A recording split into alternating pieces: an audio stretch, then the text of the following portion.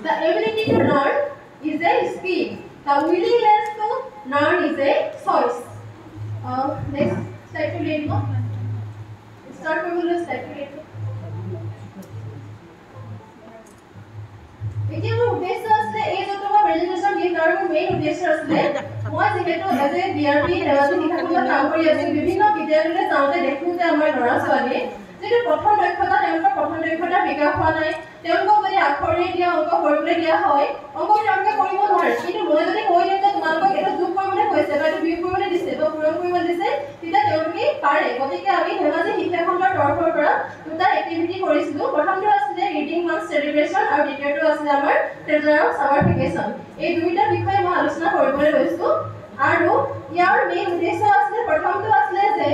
আমাৰ ক্লাছ 1 ৰ পৰা 10 লৈকে যে ছাত্ৰ-ছাত্ৰী তেওঁলোকৰ মাজত আমি ৰিডিং কালচাৰ তেওঁলোকক আমি ডেভেলপ কৰাটো আমাৰ প্ৰথম উদ্দেশ্য আছিল তাৰ পিছত আছিল যে আমি তেওঁলোকৰ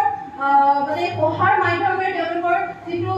বোধগম্যতা আছে আত্মবিশ্বাস আছে বা সৃজনীশীলতা শক্তি আছে তাৰ আমি বৃদ্ধি কৰিব লাগে 3 নম্বৰটো আছে যে আমি সকলো শিক্ষাৰ্থী শিক্ষক আৰু সকলো অভিভাৱক আমি সাক্ষৰতাৰ বিকাশত আমি জড়িত কৰা সৰ্বপ্ৰথমে আছে যে আমি পঢ়াত মাত্ৰ এক আনুষ্ঠানিক কাম হিচাপে নহয় আমি তেওঁলোকক এক আনন্দদায়ক কাৰ্যসূচী তেওঁলোকক মানে কাৰ্যসূচীৰে এই গোটেই প্ৰগ্ৰামটো পৰিচালনা কৰা যাতে ছাত্ৰ-ছাত্ৰীয়ে পঢ়িবলৈ নহয় তেওঁ মানে পঢ়িবলৈ কেনেকৈ শিকে সেইটো নহয় শিকিবলৈ তেওঁলোকে পঢ়িবলৈ ষ্টাৰ্ট কৰে নেক্সট টু লিখব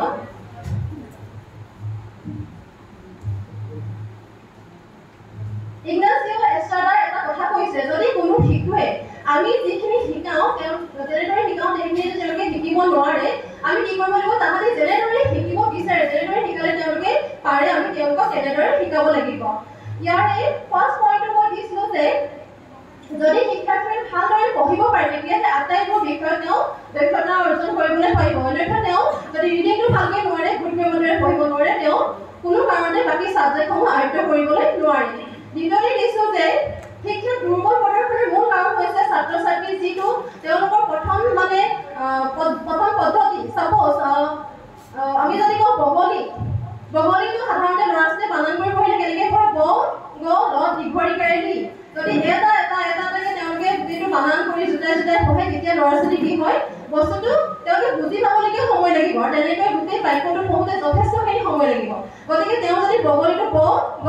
লি বগলী এনেকুৱা যিটো পদ্ধতি আমাক পঢ়াবলৈ দিছে এফএলএৰে তেনে সেই পদ্ধতিৰে যদি পঢ়ায় তেতিয়া কি হ'ব ছাত্ৰ-ছাত্ৰী মানে ছাকচেছ হ'ব তাৰপিছত লগতে আছে কি আমাৰ ছাত্ৰ-ছাত্ৰীয়ে কিছুমান বস্তু মুখস্থ কৰি থৈ দিয়ে কোনোবাটো প্ৰশ্ন সুধিলে ডাইৰেক্ট এনচাৰটো দি দিব পাৰে যে আমাৰ বৃহত্তম নদীদ্বীপ কোনটো মাজুলী কিন্তু যদি সেইটো আমি লিখিত আকাৰত দিওঁ আৰু পঢ়ি পিনি এনচাৰটো সুধোঁ সেইটো কিন্তু ছাত্ৰ-ছাত্ৰীয়ে কেতিয়াও নোৱাৰে গতিকে এই কাৰ্যসূচীটো কৰা হৈছিলে মুঠতে সকলো দিশতে গম পোৱা গৈছে যে যদি ৰিডিংটো ভাল নহয় বাকীখিনি বিষয়টো আগবাঢ়ি যাব নোৱাৰে নেক্সট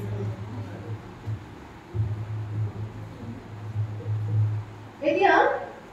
আমি এটা কৰিছো যে ৰিডিং মান্থ সেলিব্ৰেশন আমি 4টা উইকৰ কাৰণে আমি 4টা উইকত বেলেগ ধৰণৰ কিছুমান এক্টিভিটি কৰিছো আৰু ক্লাছ 1 ৰ পৰা ক্লাছ 10 লৈকে সাঙুৰি লৈছিলো আমি 5 মে'ৰ পৰা 5 জুন 2025 লৈকে গোটেইখিনি বস্তু আমি সাঙুৰি লৈছিলো নেক্সট গোটেইখিনি মই কৈ নাযাওঁ এক্টিভিটিখিনি জাষ্ট দি গৈছো আমি প্ৰথম সপ্তাহত ছাত্ৰ-ছাত্ৰীৰ কাৰণে কোনখিনি বস্তু আমি গুৰুত্ব দিম সেইটো কৈ দিছো পঠনৰ প্ৰতি আগ্ৰহ আৰু মনোযোগ গঢ়ি তুলিবলৈ আমি কিছুমান এক্টিভিটি দিছিলো আৰু ইয়াৰ মেইন লক্ষ্য আছে মনোযোগেৰে পঢ়া আৰু শব্দ চিনাক্ত কৰা আৰু এক্টিভিটি দিছিলো যেনেকৈ 10 মিনিট ধৰি শিশু সাহিত্য বা কাহিনী কিয় পঢ়িব মূল অংশৰ মূল বক্তব্য পঢ়ি মানে বুজি ক'ব পৰা হ'ব উচ্চ স্বৰে 5টা নতুন শব্দ লিখি অৰ্থ শিকিব এনেকুৱা ধৰণৰ তেনেকৈ দ্বিতীয় সপ্তাহত দিছিলো যে শব্দ ভাণ্ডাৰ আৰু বুজাবুজি মানে পূৰ্বমতে ক্ষমতা বৃদ্ধিৰ কাৰণে কিছুমান এক্টিভিটি দিছিলো তাত কি কৰিব ছাত্ৰ-ছাত্ৰীয়ে নতুন কিছুমান শব্দ শিকিব আৰু লগতে পাঠটো বুজি পাব তাৰ কাৰণে আমি এইসমূহ এক্টিভিটি দিছিলো যে 10টা শব্দ দিলে মানে তাৰ পৰা তেওঁলোকে বাক্য গঠন কৰিব পাৰিব অনুচ্ছেদ পঢ়ি পিনি তেওঁলোকে মূল বক্তব্যটো ক'ব পাৰিব শব্দৰ বিপৰীত অৰ্থ ক'ব পাৰিব ৰাইমিং কোৰ্ছ আমি ধুনীয়া এক্টিভিটি কৰিছিলো কিন্তু সেই ভিডিঅ'সমূহ পাছলৈ আছে নেক্সট দি দিব এই গোটেইখিনি আমি এনেকুৱা ধৰণৰ কিছুমান এক্টিভিটি কৰিছিলো তৃতীয় সপ্তাহত আমি দিছিলো বেছি পাহৰি গ'লো তৃতীয় সপ্তাহত আমি দিছিলো যে সমালোচনামূলক চিন্তা আৰু বিশ্লেষণ কৰিব পাৰিব তেওঁলোকে দ্বিতীয় সপ্তাহত যিখিনি এক্টিভিটি আছে ইয়াত তাহাঁতি কি কৰিব পাৰিব প্ৰতিটো বিষয়ৰ বিশ্লেষণ কৰিব পৰা ক্ষমতাটো বৃদ্ধি হ'ব এই এক্টিভিটিসমূহ কৰিলে এটা গল্প পঢ়িলে পঢ়ি পছন্দ কিয় পছন্দ হ'ল বা কিয় অপছন্দ হ'ল সেই বিষয়ে ছাত্ৰ ছাত্ৰীবোৰে ক'ব বা লিখিব পাৰিব কথিত যিটো অংক পঢ়িব তাৰ চৰিত্ৰটো বৰ্ণনা কৰিব পাৰিব যদি কাহিনীটো তাহাঁতৰ পছন্দ হোৱা নাই তাহাঁতৰ মতে কাহিনীটো বনাব নেকি এনেকুৱা ধৰণৰ কিছুমান আমি এক্টিভিটি তেওঁলোকক দিছিলোঁ চতুৰ্থ সপ্তাহত দিছিলোঁ যে যিখিনি আমি তিনিটা সপ্তাহত কৰিলোঁ এই গোটেইখিনি পুনৰাবৃত্তি কৰা হ'ব আৰু তেওঁলোকক কি কৰিব শিক্ষকে নিজৰ নিজৰ ষ্টুডেণ্টসকলক মূল্যায়ন কৰিব আৰু তাৰ কাৰণে দিছিলোঁ যে যিখিনি আগতে কৰি গ'ল মানে কথিত তিনিটা গল্পৰ মূল মানে শিক্ষাটো কি পালে কিছু লিখিব 20টা শব্দৰ অৰ্থ আৰু বাক্য গঠন কৰিব পাৰিব এই বানানটো ফোন হৈ আছে প্লিজ ইগনোৰ কৰিব নিজে এখন কিতাপ পৰ্যালোচনা কৰিব পাৰিব এজন বন্ধুক গল্প শুনাব পাৰিব আৰু তেওঁলোকে নাটকো কৰিছিলে এনেকুৱা কিছুমান এক্টিভিটি তেওঁলোকে কৰিছিলে নেক্সট দি দিব এতিয়া আমি শ্ৰেণী অনুসৰি বিভাজন কৰিছিলোঁ ক্লাছ 1 আৰু 2 কাৰণে আমাৰ এফএলএন অলৰেডি আছে কিন্তু 3 আৰু 4 কাৰণে কি ৰাখিছোঁ আমি 3 আৰু 4 ছাত্ৰ ছাত্ৰীয়ে শব্দ চিনাক্তকৰণ কৰিব পাৰিবই লাগিব উচ্চাৰণ আৰু পঠনৰ আনন্দ গঢ়ি তুলিব পাৰিব লাগিব আৰু তাৰ কাৰণে এক্টিভিটি কৰিব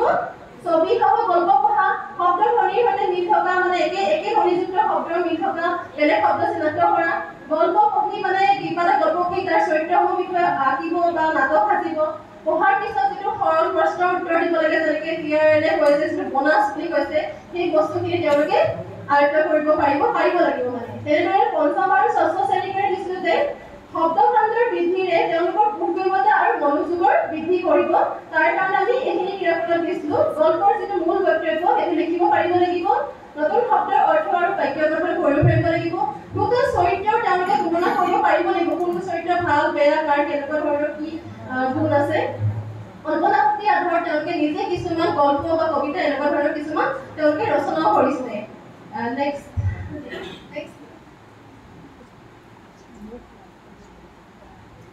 সপ্তম আৰু অষ্টম শ্ৰেণীৰ কাৰণে আমি দিছিলোঁ বিশ্লেষণ আৰু ভাবি নিৰ্ণয় ক্ষমতাৰ উন্নয়ন কৰিব লাগিব যে তেওঁলোকে 7-8 ল'ৰা-ছোৱালীয়ে পাঠৰ ওপৰত মতামত দিব পাৰিব লাগিব পাঠৰ পৰা যিখিনি শিক্ষণীয় বিষয় আছে সেইখিনি তেওঁলোকে বাছি দিব পাৰিব লাগিব কোনখিনি দৰকাৰী মূল বক্তব্য আৰু যিখিনি উপযুক্তি আছে সেইখিনি চিনাক্ত কৰিব পাৰিব লাগিব আৰু সমালোচনামূলক যিখিনি প্ৰশ্ন আছে তাৰ উত্তৰ তেওঁলোকে দিব পাৰিব লাগিব নৱম আৰু দশম শ্ৰেণীৰ কাৰণে কৰিছিলোঁ আমি কেন্দ্ৰীয় লক্ষ্য আছিলে আমাৰ যিটো বিশ্লেষণমূলক চিন্তা আছে আৰু সাহিত্যিক অভিজ্ঞতাৰ উন্নয়ন হ'ব মানে যিটো তেওঁলোকে সমালোচনা কৰিব পাৰিব লাগিব লেখকৰ উদ্দেশ্য চিহ্নিত কৰিব পাৰিব লাগিব সাহিত্যৰ তুলনা কৰিব পাৰিব লাগিব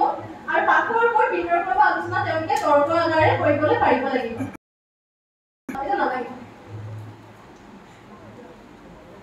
আৰু এই গোটেই প্ৰগ্ৰেমটো হৈ যোৱাৰ পিছত আমি মাজত যেতিয়া আমি জুনৰ 5 তাৰিখৰ পৰা আমি মানে জুলাইলৈকে সময় পাইছিলোঁ তাৰ আকৌ এটা প্ৰগ্ৰেম ৰাখিলোঁ যে ট্ৰেজাৰ অফ ছামাৰ ভেকেশ্যন তাতো তেওঁলোকে যিখিনি শিকিলে তাৰ তেওঁলোকে প্ৰেজেণ্টেশ্যন দিবলগীয়া হৈছে 2-3 মিনিটৰ ভিতৰত তেওঁলোকে কি শিকিলে তাৰ বিষয়ে অলপ ক'ৰবাত ফুৰিবলৈ গ'ল বা মাছেই ধৰিলে বা খেলেই খেলিলে বা ধান খেতিয়ে কৰিলে তাৰ বিষয়ে 2-3 মিনিটৰ ভিডিঅ' এটা বনাই পিনি আমালৈ প্ৰেৰণ কৰিবলগীয়া হৈছিলে আৰু সেই বস্তুটো আমি তাৰ পৰা চিলেকশ্যন কৰিছোঁ আৰু তাৰ তেওঁলোকৰ ল'ৰা ছোৱালী ক'ত মানে খুটি নাটি ৰৈ গৈছে বা পাৰিছে নোৱাৰিছে আমি চেক কৰিছিলোঁ এইটো নালাগে পাৰ কৰি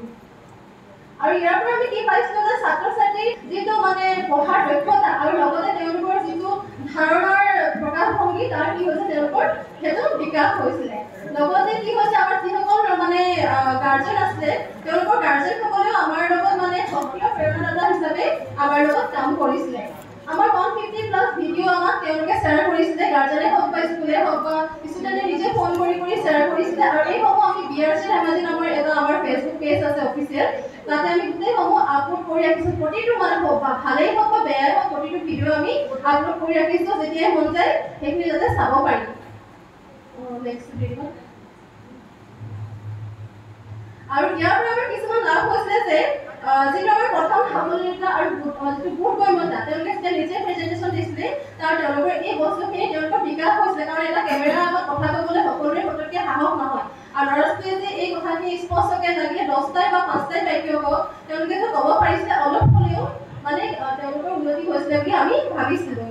আৰু তেওঁলোকৰ কি হৈছে তেওঁলোকে এই বস্তুটো এনজয় কৰিছিলে আৰু এটা উদ্দেশ্য আছে যে আমি এইটো এনেকুৱা কৰিলে আমি এনেকুৱা ধৰণে প্ৰেজেণ্ট কৰিব পাৰোঁ বা আমাৰ এইটো লাভ হ'ব এনেকুৱা ধৰণৰ তেওঁলোকৰ এটা উদ্দেশ্য আহি গৈছিলে লগতে আমাৰ কি লাভ হৈছিলে যে লাইব্ৰেৰী ইউজ আমাৰ বহুত কম সঁচা কথা ক'বলৈ গ'লে আমাৰ বিদ্যালয়সমূহত লাইব্ৰেৰী ইউজ বহুত কম খুব কম সংখ্যক ছাত্ৰ ছাত্ৰীয়ে লাইব্ৰেৰী ইউজ কৰে তাৰ কাৰণে বিভিন্ন ধৰণৰ কাৰক আছে শিক্ষক কম কিবা এনেকুৱা বহুত বেলেগ কাৰক আছে কিন্তু ইয়াৰ কাৰণে কি হৈছে তেওঁলোকে যে প্ৰেজেন্টেশ্যন দিবলগীয়া হৈছিলে বা তেওঁলোকে যে কিবা এটা তেওঁলোকে ক'বলগীয়া লিখিবলগীয়া হৈছে তেওঁলোকে ডাইৰেক্টলি কিতাপ আনি কিনে তাৰ ওপৰত তেওঁলোকে নোট বনাই কিনি বা কিবা কৰি তেওঁলোকে প্ৰেজেন্টেশ্যনটো দিবলগীয়া হৈ গৈছিলে তাৰপিছত আছিলে আমাৰ যে শিক্ষকসকলে কি কৈছে গ্ৰুপ আছিলে ইজনৰ আইডিয়া সিজনে লৈ কিনে তেওঁলোকে নিজৰ বেষ্ট প্ৰেক্টিছসমূহ তেওঁলোকে ইখন বিদ্যালয়ত শ্বেয়াৰ কৰিছিলে আৰু বহুত সহযোগিতা পাইছিলোঁ প্ৰায় আমাৰ 80% স্কুলে আমাক সহযোগিতা কৰিছিলে হাইস্কুলৰ সহযোগিতা অলপ কম আছে কিন্তু বাকী আমাৰ এলিমেণ্টাৰী লেভেলৰ সকলো মানে শিক্ষয়িত্ৰীয়ে সহযোগিতা কৰিছিলে বুলি ক'ব পাৰিম লগতে আমাৰ যে বিদ্যালয় আৰু অভিভাৱক আছে বা শিক্ষক আৰু অভিভাৱকৰ মাজত এটা ভাল ৰিলেশ্যন হৈ গৈছিলে লগতে গাৰ্জেনসকলৰ এটা হোৱাটছআপ গ্ৰুপ খোলা হৈছে য'ত তেওঁলোকে ডাইৰেক্টলি আমাৰ ব্লকৰ লগত কণ্টেক্ট কৰিছিলে ইয়াৰ পিছত আমি পৰৱৰ্তী কাৰ্য হিচাপে এটা প্লেনিং কৰিছোঁ সেইটো যে হৈ গ'ল আমি নেক্সট কি কৰিলোঁ আমি তেওঁলোকৰ শেষৰ দিনাখন এটা মূল্যায়ন লৈছিলোঁ আৰু মূল্যায়নটোৰ কাৰণে কিছুমান তেওঁলোকক এছেছমেণ্ট টুলছ আমি শ্বেয়াৰ কৰি দিছিলোঁ যেনেকৈ ৱৰ্ড মানে ৰাইডিং ৱৰ্ডছ বা কিবা কিবি বেলেগ ধৰণৰ তেওঁলোকক আমি এক্টিভিটি দি দিছিলোঁ যি এক্টিভিটিসমূহ কি কৰিছে তেওঁলোকে নিজৰ বিদ্যালয়ত কৰিছিলে আৰু আমাক শ্বেয়াৰ কৰিছিলে আৰু লগতে তেওঁলোকে তেওঁলোকৰ ৰিভিউসমূহো আমাক শ্বেয়াৰ কৰিছিলে ভাল লাগিলে বেয়া লাগিলে কোনটো ইম্প্ৰুভমেণ্ট কৰিব পৰা যায় কোনটো অসুবিধা হৈছে সেইখিনিও আমাক শ্বেয়াৰ কৰিছিলে আৰু ভৱিষ্যত পৰিকল্পনাৰ কাৰণে গোটেইখিনি আমাৰ সংগ্ৰহ কৰি থোৱা আছে ফেচবুকতে আৰু লগতে আমি কি কৰিছোঁ বিআৰপি দুজন আছিলোঁ গণগগৈ ছাৰ আৰু মই আমি যিমান পাৰোঁ ৰেণ্ডমলি স্কুলসমূহ ভিজিট কৰিছোঁ আৰু যিমান পাৰোঁ তেওঁলোকক ছাপৰ্ট কৰিছোঁ যদি কিবা ডাউট আছে আমি ছাপৰ্ট কৰিছিলোঁ আৰু চিআৰচিসকলেও যথেষ্ট সহায় সহযোগিতা আগবঢ়াইছে তেওঁলোকেও নিজৰ ক্লাষ্টাৰটোৰ মাজত এটা কম্পিটিশ্যন হৈছে যে কোনে বেছি সক্ৰিয়ভাৱে মানে তেওঁলোকে কামখিনি কৰিব পাৰে বা তাৰ বেছি ধুনীয়াকৈ হয় তেনেকুৱা এটা হৈ গৈছিলে লগতে আমাৰ কি হৈছিলে 15খন বিদ্যালয়ত আমি ভাল বেছি এক্টিভলি পাৰ্টিচিপেট কৰা 15খন বিদ্যালয়ত গণগগৈ ছাৰ মই নিজাববীয়াকৈ আমি চাৰ্টিফিকেট তৈয়াৰ কৰি আমি তেওঁলোকক উৎসাহিত কৰাৰ কাৰণে আমি তেওঁলোকক প্ৰেৰণ কৰিছিলোঁ মানে দিছিলোঁ আৰু লগতে 10জন চিআৰচিচিক আমি প্ৰশংসামূলক পত্ৰ আমি প্ৰদান কৰিছিলোঁ আৰু নেক্সট প্লেনিং আমি কৰিছোঁ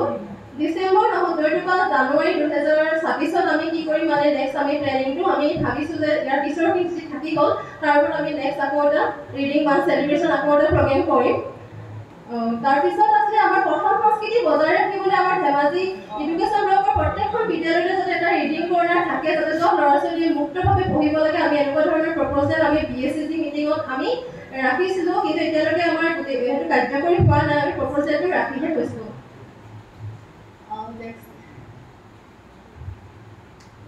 যেতিয়া পঢ়াটো বহুত আনন্দদায়ক হয় তেতিয়া কি হয় আচলতে শিক্ষণ প্ৰক্ৰিয়াটো গোটেই জীৱন জোৰাৰ কাৰণে স্থায়ী হয় আৰু লগতে ধেমাজি শিক্ষা খণ্ডৰ পৰা যিটো আমাৰ মানে উদ্যোগ লোৱা হৈছে ইয়াৰ পৰা আমি এটা কথাই প্ৰমাণ কৰিব পাৰোঁ যে আচলতে কিবা এটা উদ্ভাৱন কৰিবলৈ হ'লে আচলতে টকা পইচাৰ প্ৰয়োজন নাই আচলতে মানুহৰ মনত মানে সেইটো আগ্ৰহ থাকিলেই হৈ যায় মনৰ পৰা চেষ্টা আৰু আগ্ৰহ থাকিলেই সেই প্ৰগ্ৰেমটো ছাকচেছ হয় আৰু আমি কোনো ধৰণৰ খৰচ নকৰাকৈ মাত্ৰ আমি চাৰ্টিফিকেট আৰু বেনাৰ লৈ সাধাৰণ খৰচত একদম ন্যূনতম খৰচতে আমি গোটেইখিনি কাম কৰিছিলোঁ আৰু বহুত ভাল ছাপৰ্টো পাইছিলোঁ